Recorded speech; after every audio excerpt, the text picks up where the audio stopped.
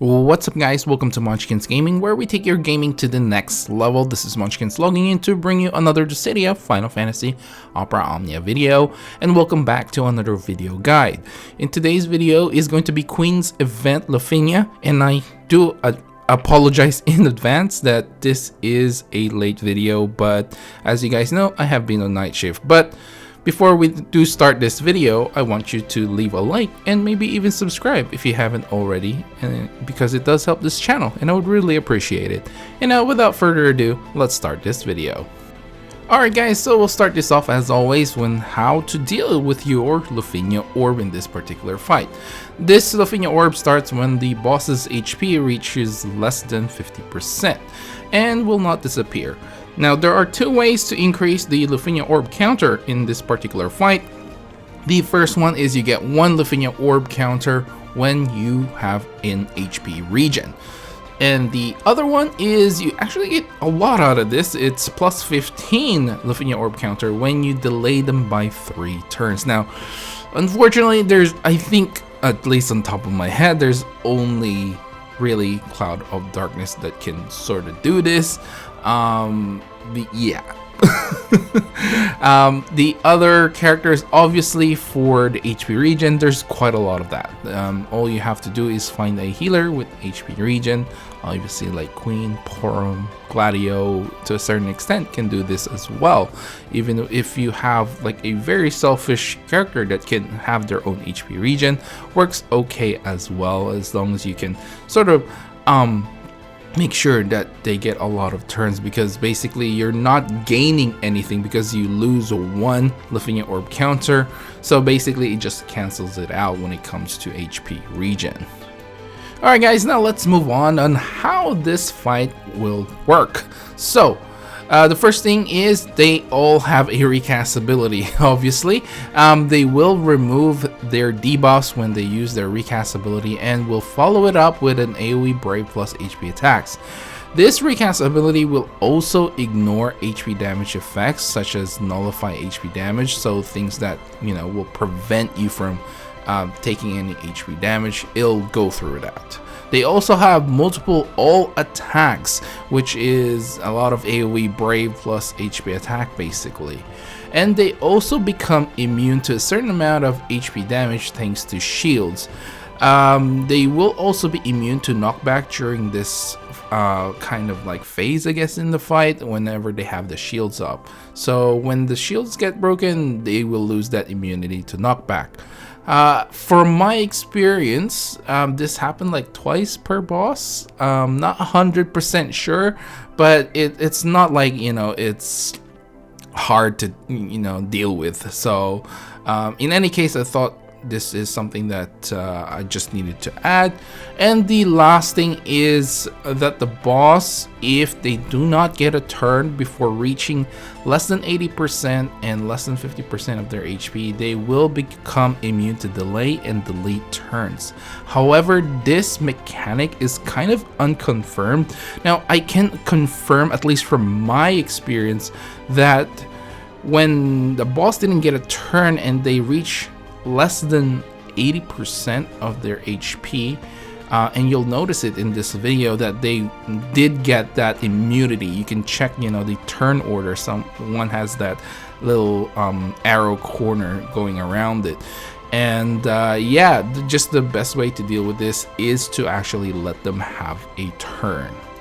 And speaking of how to deal with the fight, let's talk about the other things that you want to consider regarding this fight. First of all, try to take advantage of the wind weakness. Now if you do have Sabin, he's gonna be pretty great in this one, and if you have even just a Fujin call, that will give you enchantment to the rest of the party with the wind element as well. Just taking advantage of extra damage is always really great. Now if the boss does, like I mentioned earlier, does become immune to delay, let them have a turn, or let them have a turn before you even reach that HP threshold. This will normally remove that buff. The next big thing is going to be tank and healers. Now this is kind of like, oh, it's a no-brainer, but I definitely feel like you should really consider bringing these types of characters because they can help you with HP mitigation and of course HP recovery, which I think is very much needed in this particular fight since there's a lot of AoE Brave plus HP attacks and you really want to make sure you meet that HP requirement, right? So the last thing is obviously you will have to delay at some point. And the best way to do this, I think, is letting them have a turn, or at least letting 2 of the bosses have a turn before you reach those HP threshold. Then that will make them immune to the delay. So once they do have a turn, then you can delay to your heart's content.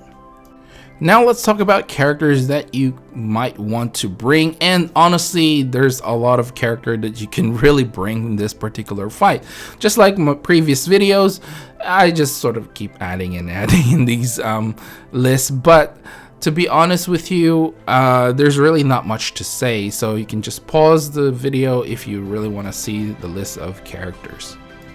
Now as for the cult characters, I guess the structure is still kind of the same. You still got your Jack, your again, I still added Fujin here because of the wind element weakness, Kurosame. If you want like call abilities that are defensive, if you're planning on bringing like a very offensive team, you can definitely bring defensive call characters such as Warrior of Light with his LD and of course with his shields. You will be able to prevent, at least to a certain extent, some HP damage. You can also you know, have healers like again Aerith maybe in your cult team that that can revive or even heal your team if you really want to. Alright, now let's talk about party compositions, and of course the first team that I would recommend is the one that you are seeing in this video, which consists of Gladio, Cloud of Darkness, and Porom. The cult team for this one, I went with Fujin, Kurosame, and Ash.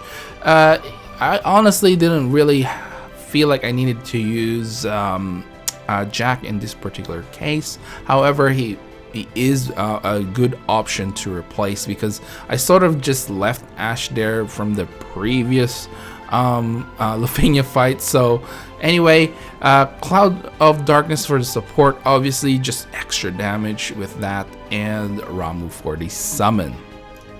Now the next team consists of Bosch, Queen, and Core. Now Bosch is obviously like an immortal as long as he has that buff up, and in this particular fight the bosses don't actually delete your buffs unless obviously the Lufenia orb counter disappears or counts down. Warrior of Light for the call team. Again, if you want to be a little bit defensive, this is actually a good team. Porom and Kurosame for the other two, and then you've got Cloud of Darkness for the support and Ramuh for the summon. Now the final team I have for you guys is a Warrior of Light, Galuf, and Core with a cult team of Amethyst Lion, Gabranth, and Kurosame. Cloud of Darkness again for the support since I think she is the best one right now, and Ramuh for the summon. This is kind of like a defensive team once again, but this time instead of like the cult team, it's in the forefront, and since there's a lot of all attacks, Galuf can still like counter very efficiently, and of course with Core you get that extra damage as well. Alright guys, we're finally at the end of this video, and of course I'll give you guys my final thoughts regarding the fight. Overall, the fight itself isn't too difficult. There is a small caveat that if you don't have Cloud of Darkness, it's kind of like you have a race against time basically. Only because the HP regen doesn't really increase the Lufenia orb counter, because you end up losing that once the turn is finished. So it sort of just cancels it out, and you have to rush yourself to beat the boss when it comes to that. So having extra damage is definitely going to help you in this particular fight if you didn't pull for Cloud of Darkness.